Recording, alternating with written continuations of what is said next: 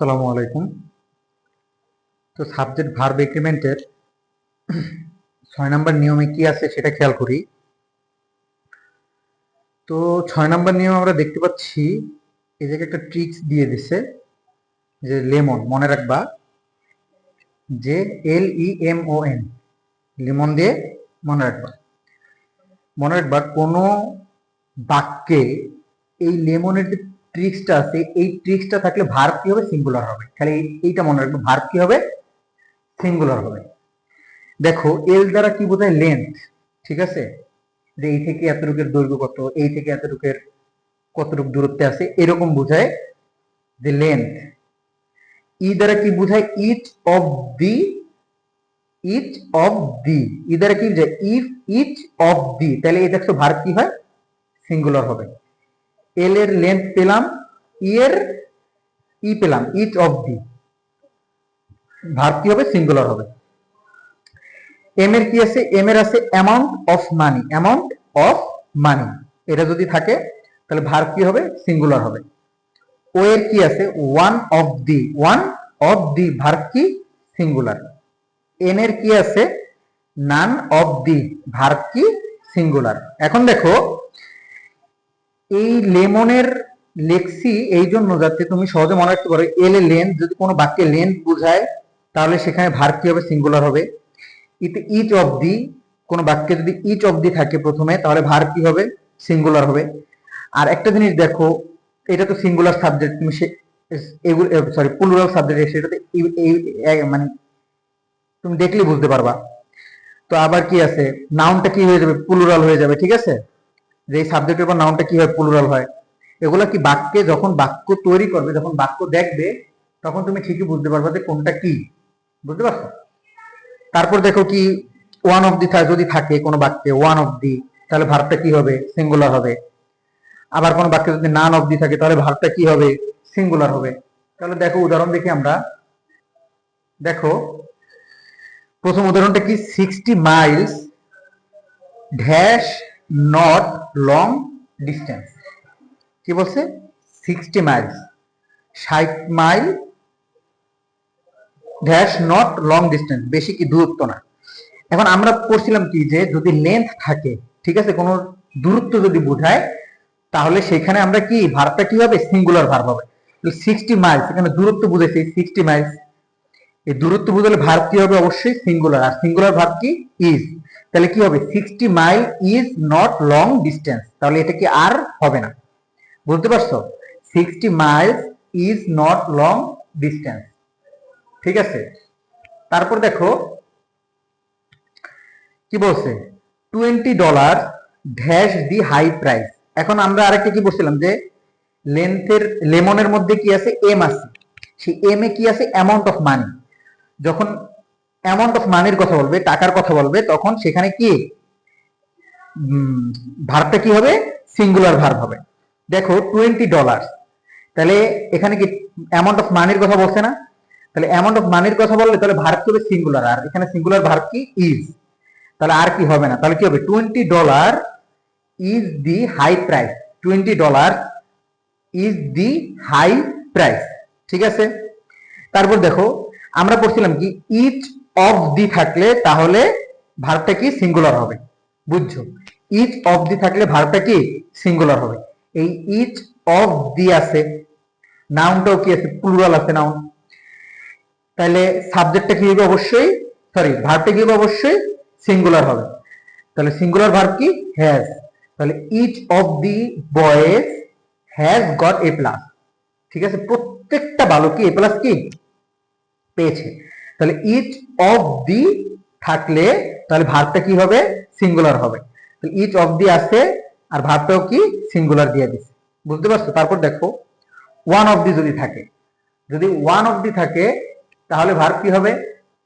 One of the থাকলে verb কি? Singular হবে। তাহলে one of the students is coming. প্রত্যেকটা, ঠিক আছে, মানে স্টুডেন্টের, ছাত্রছাত্রীর মধ্যে, শিক্ষার্থীর মধ্যে প্রত্যেকেই কি?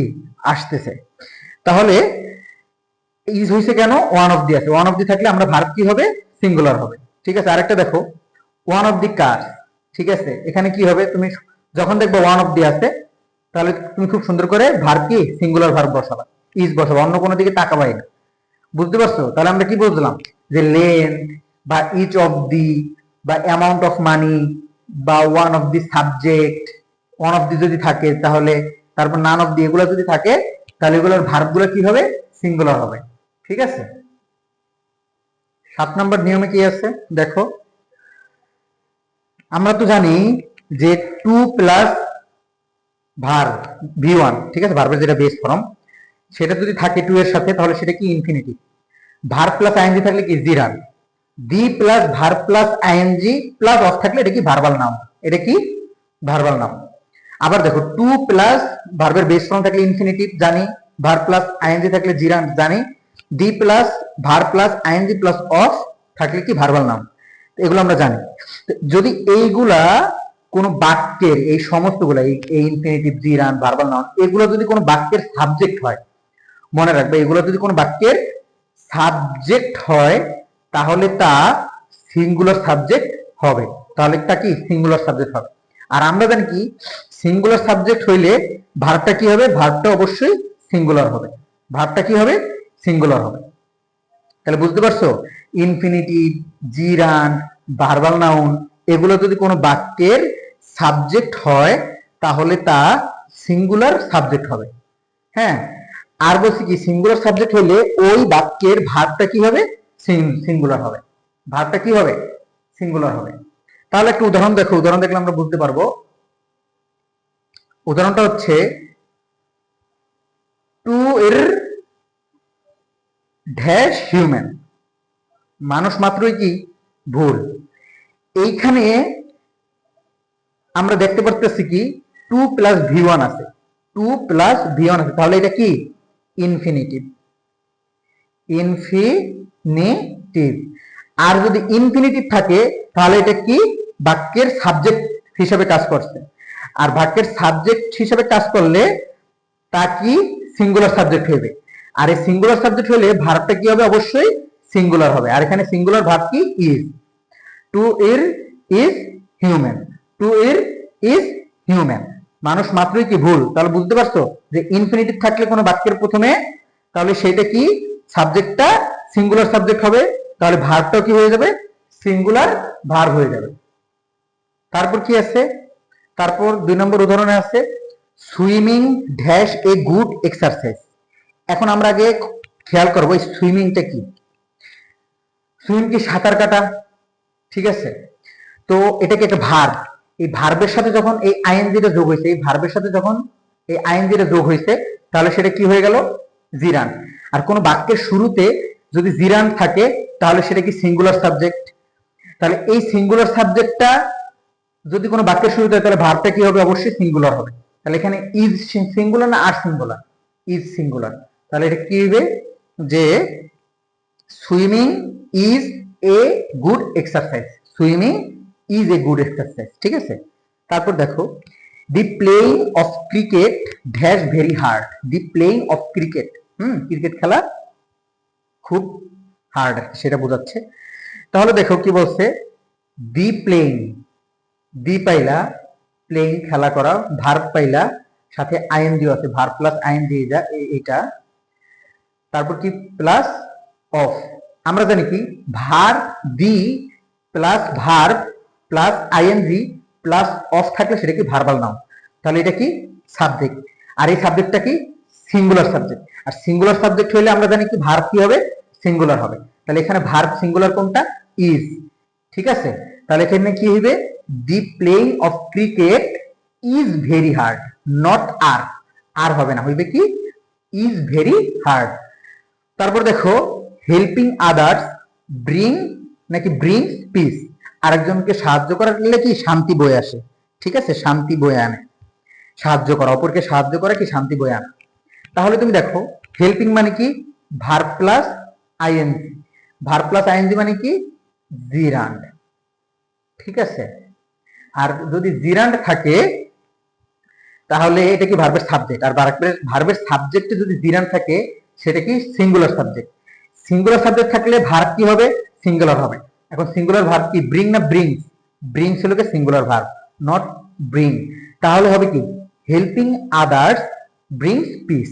ঠিক আছে, তারপর দেখো দি আছে, সাথে কি ভার্ব প্লাস আইএনজি আছে, প্লাস অফ আছে। তাহলে আমরা জানি কি এটা কি ভার্বাল নাউন, তাহলে এটার ভার্বটা কি হবে দেখছো, অবশ্যই সিঙ্গুলার ভার্ব হবে। The helping of the poor is a noble work. ঠিক আছে, গরিবকে সাহায্য করা খুবই কি মহৎ কাজ। তারপর দেখো to plus V1, two plus V1, তাহলে এটা কি ইনফিনিটিভ। আর ইনফিনিটিভ থাকলে তাহলে সাবজেক্ট, ইনফিনিটিভ থাকলে তাহলে সাবজেক্ট কি হবে, অবশ্যই সিঙ্গুলার সাবজেক্ট হবে। সিঙ্গুলার সাবজেক্ট হলে ভার্ব কি হবে, সিঙ্গুলার ভার্ব হবে, সিঙ্গুলার ভার্ব ইজ। তাহলে কি এটা সঠিক, তাহলে কি to speak the truth is always best. ঠিক আছে, তাহলে কি জানলাম, কোন বাক্যে ইনফিনিটিভ, কোন বাক্যে যদি প্রথমে ভার্ব বা ভার্বাল নাউন থাকে ওইগুলা কি সাবজেক্ট হবে, সিঙ্গুলার সাবজেক্ট হবে। আর সিঙ্গুলার সাবজেক্ট হলে আমরা জানি কি ভার্ব কি সিঙ্গুলার ভার্ব। ধন্যবাদ।